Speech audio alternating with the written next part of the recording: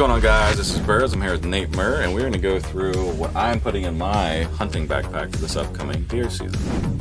So if you're out there looking for something to put into your hunting pack for deer season, you've come to the right place. First, we're going to talk about the pack. Now, this is the F7 Kite from Eberlestock, which mates up with the F1 main pack. So if you're hiking out stuff, packing out stuff, you're definitely going to want to have this. If you're not, maybe you're dragging, you'll be all right with this. And it's about 2,400 cubic inches of space. So how many liters? 41, I think. It's not bad. It's not big. It's not small. It's kind of in between, which is what I like. It seems like a nice in between size, like bigger than a day bag, but not as big as like a full size rucksack. Yeah, it's not like 65, 70 liters. And this has an internal frame, right? It's pretty rigid.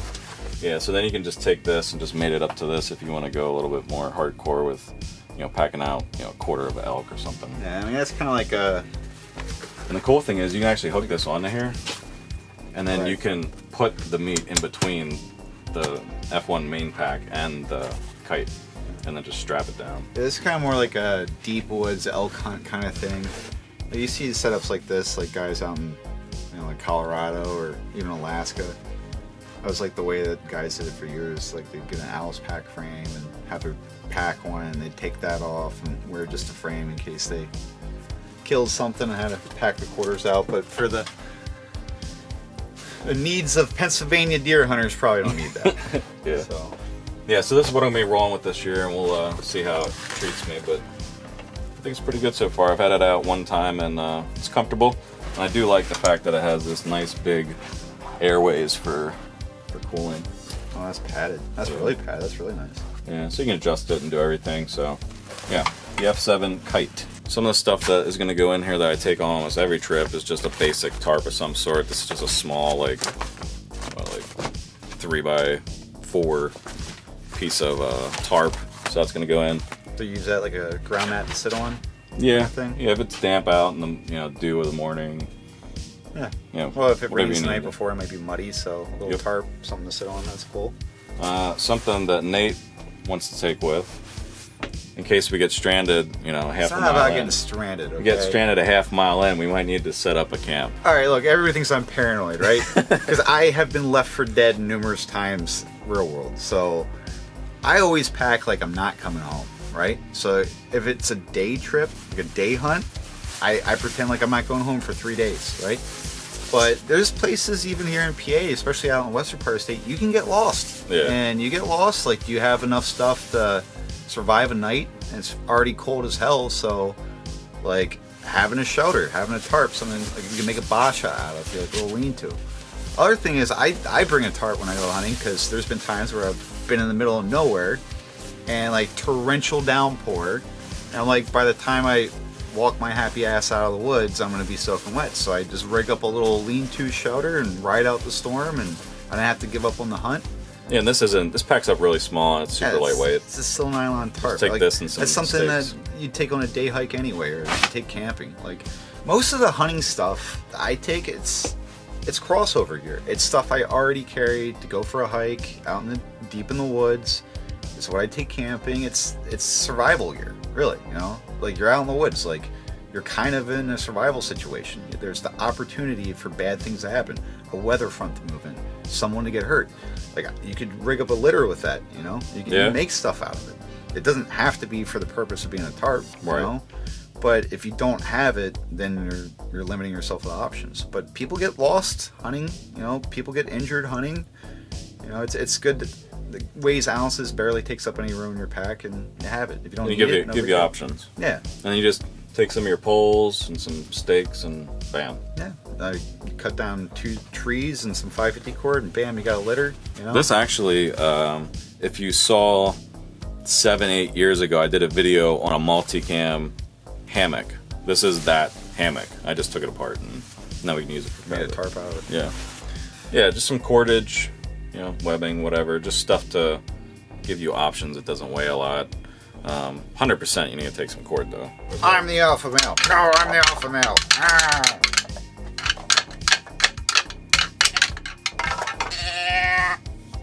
Who's that sexy lady? Leave her alone. She's my girl. Stop fighting over me.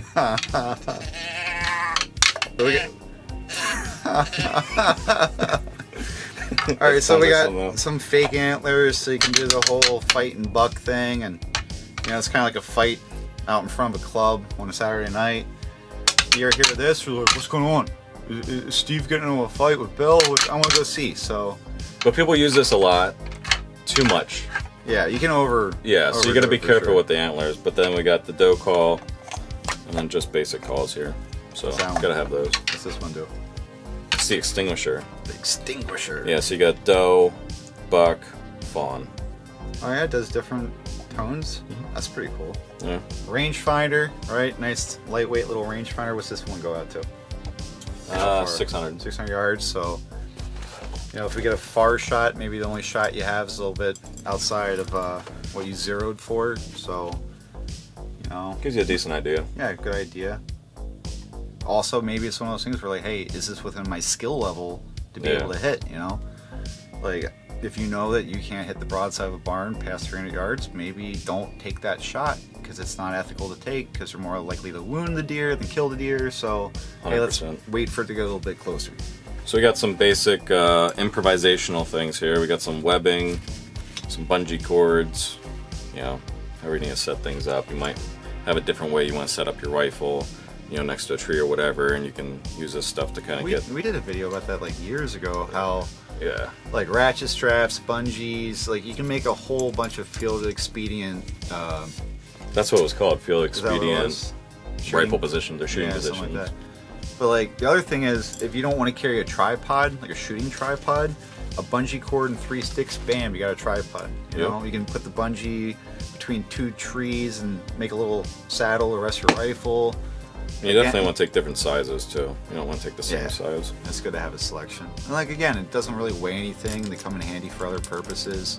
Oh yeah, 100%. So So take some bungees. This is something that Nate despises. He despises the whole scent game that's out there. He does not believe in it. And he has a story to tell. yeah, oh, that story? Yeah, all right. Look, so I quit smoking. Everybody's happy to know. It's well overdue. Like the last buck I shot was a couple years ago. Look, I'm not much of a hunter. I'm not gonna lie. They probably already know, like based off the deer turd video, right? But I have low expectations from deer. Like they're not that smart of an animal. These guys go nuts with this, where they use like the special soap and they have their hunting clothes outside for like 2 weeks before they go, and lures and scent block and all this other stuff. So last buck I killed a couple years ago, I'm making coffee in my jet boil, I'm smoking a cigarette, and I'm reading a book. And I hear a twig snap, and I look up, and I'm like, oh, there's a nice buck. It's like 25 yards away. Like, and I'm ground hunting. I'm not up in a tree stand or anything. Like, you can see me, you can smell me. Apparently my situational awareness had dropped because this guy just snuck up on me. I'm like, I'm not gonna kill this deer. I got, you know, a little complacent. So I put my cigarette out, I turn my jet boil off, I keep looking up, deer's still there. I'm like, okay, now you're gonna die, deer. Wham! Shot the deer dead, right? That's not the only deer I shot like that. Now, I know it is, like, oh, well, if you got your nose buried in a book, you're not gonna see a deer, which is true, but you know what? It's boring. Hunting is boring sometimes. But also, you're not moving. A lot of people, your movement will get them. So if you're kind of sitting there, like not doing anything, it's kind of to your benefit. Well, that's the thing too, though. It's like deer, like they're prey animals, right? Like their eyes look all outbound, like they're always looking. They're skittish. They are skittish, but they're not smart. So it's like, how did you walk into this situation and not see me? You know what I mean? So throughout my life of hunting deer since I was 12 years old, my entire life of hunting deer, like I've made some pretty easy kills, you know? And then there's other times where it's like you're doing everything right and nothing, you know? So it's like, I don't know. Like some guys are super hardcore about it. I'm just not one of those guys because I have good enough luck doing a half-ass job hunting. So I'll be spraying my stuff down 2 days before. Yeah. Because this is supposed to work for like 2 weeks. All right. Hey, power to you. Hopefully my stinky ass doesn't give up her position and scare all the deer away. At least I have a reason now. I think that all this stuff I think makes more sense for archery season when it's earlier in the year, where it's like still warm out, and I think it seems like the guys I know that do both archery and rifle, it pays more dividends for archery. And I don't know what it is about it, because I'm not an archery hunter guy, but almost every archer I know, like, super... Why is it? Because, like, it's colder out, and when it's colder out, scents don't travel through the thick, cold air compared to the thinner, I think that's definitely warm a part air. of it, but the other part is because you're limited with range with bow and arrow. Like, what, like... Yeah, you gotta be within 30 yards or something. range of a compound bow, like 50 yards, you know? So... Right. Like, you have to have the deer get close as possible to ensure that you can even take a shot at all. You know, like what would be an easy rifle shot at like 100 yards, that's not an option for archery. So I get it, you know. I'm not criticizing other people who do it. It's just like, it's not for me, you know. I've never had it impact me not being able to kill a deer. So right. So you gotta take stuff to actually, you know, clean the deer out, right? So you gotta have a knife with some field washcloths, some gloves if you want to take those. So and you want to try to keep, if you're taking, like, you hear that noise? That's why it's in a pouch. Help deaden the noise. Help deaden the noise a little bit. So you got, what, this is your skinning knife? Nice Yes, it's a buck. Gerber with a gut hook on it. It's a buck knife. Why does it say Gerber then? I'm kidding. Because it's for buck. Oh, okay. That's Yeah, why you get the joke. That's my buck knife. Yeah. So like a lot of guys, like, they get these like weird gauntlet gloves that go up to their elbows and stuff, and like for me, like, you kill a deer, it's time to field dress it, you're ripping all the guts out. Those gloves always tear like the first 5 seconds you use them, but more importantly, they're slippery as shit once they got blood and stuff on it. Yeah. And you're up in there with a knife. It's, for me, wearing gloves is a recipe for disaster. But if you don't wear gloves, you're gonna get blood all over your hands. So wet wipes, definitely a good thing to have. You know, it's being optimistic you're gonna get that kill, but you don't want to walk out of the woods just covered in blood, so a little cleanup. It's a nice little Just kit to stop at have. McDonald's afterwards. I like to get a few cheeseburgers, maybe like 4. And then behind Nate, we have our med kit. So you want to make sure that not only for yourself, but also other hunters that might be not have the same ethical standards as you would for hunting. Maybe they're going to take a shot that they probably shouldn't. You don't know what's going to happen. You're out there with tons of different people. You got to make sure you got medical. Yeah, look, it's like going to the rifle range or anywhere else. Yeah. Like, is there a chance or a possibility of you catching a rifle round? Well, yeah, like, we're going to be hunting on public land. There's going to be other hunters in the area. Guy throws a shot a quarter mile away, and I get hit in the chest. Like, guy might not even know that he hit somebody, but it doesn't change the fact that I got a 30-06 round going through my lung. So, standard IFAC, take it with you. You know, at the very least, like, if you want to strip it down to bare essentials for gunshot wounds, that's probably the most likely thing to happen. But, Yeah. you know, you could fall walking in the woods and break a leg, so why not just carry your IFAC? Like, Burrs has it where he's got chest seals, hemostatic gauze, you know, a SWAT T tourniquet, like 1 tourniquet, but 2, this is great. These are wonderful for making improvised splints, you know, if you're going to wrap up a twisted ankle or whatever. So, Yeah, then on again, top of on my chest pack, I got a tourniquet too. there you go, regular tourniquet. Yeah. So So it's like, you know, it's not bad weight. it's like medkits don't weigh anything, and it's like an ounce of prevention, you know, more than a pound of cure. It's nice to have it, but like if you get hurt, like you get shot by another hunter, you fall on a sharp stick, whatever, you'd want to have this on a day hike anyway. Oh, You yeah. know, like, I don't know about you, but I keep a full med kit in my vehicle. If I go anywhere, I got mine on the back of my headrest. Yeah.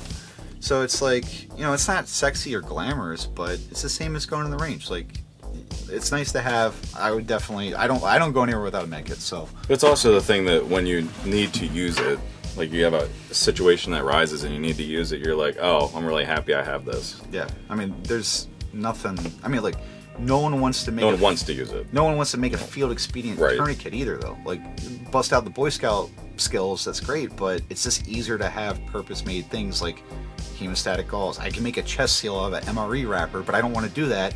I'd rather just have chest seals, you know, plural. Because if there's one hole, there's probably a second one. 2 chest seals minimum. But, you know, it's like, I don't know. I don't understand why people, like, knock that kind of thing. Like, oh, why would you bring that? Because there's not the probability, but the possibility of you catching a round. Yeah. So next thing I got, then we put in here is a headlamp. We're going to be walking in early in the morning before light comes up, so obviously you need some sort of way to see. And I think a headlamp's probably the best way to go about it. You don't want to be hiking and having a flashlight in your hand. That's kind of counterproductive. I mean, to me, it's like even if you started your hunt midday, I would still have a headlamp. Again, like what if you get lost, Yeah, or late what at if you night. kill a deer right at final light, like last legal light? Like by the time you're done dressing out the deer and dragging it, it's going to be dark. So Yeah. even if you don't hike in the dark, doesn't mean you're not going to be hiking out in the dark. Yeah, this is a stream light. You just kind of twist it and you get the different things here.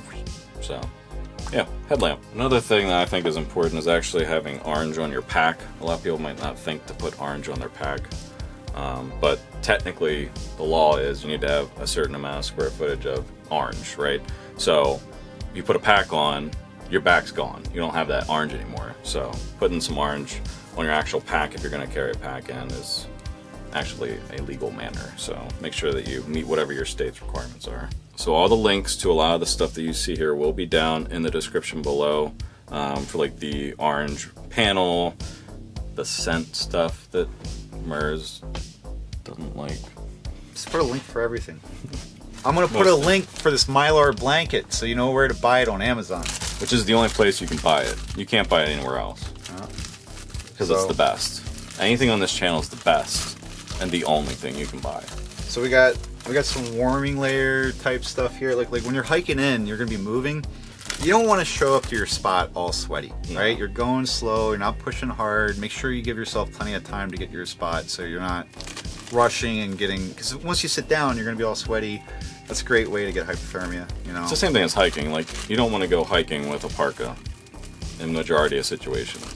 Yeah. Like, it's just not how it is. So you want to roll in light, and then when you get there and you start to not do anything, you become just sitting there waiting, and you're going to get cold. So you got to prepare for that. So same thing, space blanket. This is even something you could have in your IFAC, you know, it's a little survival item, but temperature drops, you know, you're sweaty, like that's how you become, you know, cold weather casualty, you know. So nice thing to have, doesn't really cost much, doesn't take up much space. Again, if you get lost in the woods, or you know, like if in the scenario we just talked about, like catching a round from a hunter across the mountainside, what if I start going into shock? Yeah. What if, like, hey, I just can't get the wounded guy out of the spot and I have to leave to go get help? Space blanket, wrap him up, you know. Yep. And then this is just basic stuff. So we got the hand warmers, feet warmers, gloves, you know, hat. That's all the basic kind of stuff. You want to think ahead a little bit as to, like, you know, look at the weather the day before, what it's going to be, and then plan to what that it's going to be like. Options are always good, but there's a limit, right? So there's like a comfort limit of like how much are you willing to pack in to have options, and how much are you not willing to pack in. Well, a lot of guys go light with like cold weather gear, right? Like an extra set of gloves, or maybe you want to wear your thin gloves while hiking and grabbing rocks and tree branches, and then once you get to where you're sitting, that's where you put your heavy duty gloves on, because you're going to be sitting stationary, right? Yeah. Or you got a hand warmer, or we call it a muff. But yeah, your muff. Yeah. So I'm gonna be taking a hand warmer in. With some thinner gloves. Take old Muffy with you here. This one's nice. It's pretty thin. It's not as bulky. Yeah, this is made by Wild Things, USA okay. made, and I got it on eBay for $65, and they sell for like $300 or $200. They're not cheap. There's a bunch of people making muffs now, like tactical hand warmer things. But here's the thing, like I said, like if you're sitting there miserable because you're freezing, you know, freezing your butt off, it's no fun. It takes the fun out of it. But again, like, you know, you don't want to become a cold weather casualty. So if you want to get the most out of the day, bring extra warming layers. And like I know a lot of guys are like, oh, like I can tough it out. It's like camping, like pack light, freeze at night. Same thing, like if you pack light for your day hunt, like weather could change. Being a weatherman is one of those few jobs where you can be wrong all the time and still keep your job, you know? Yeah.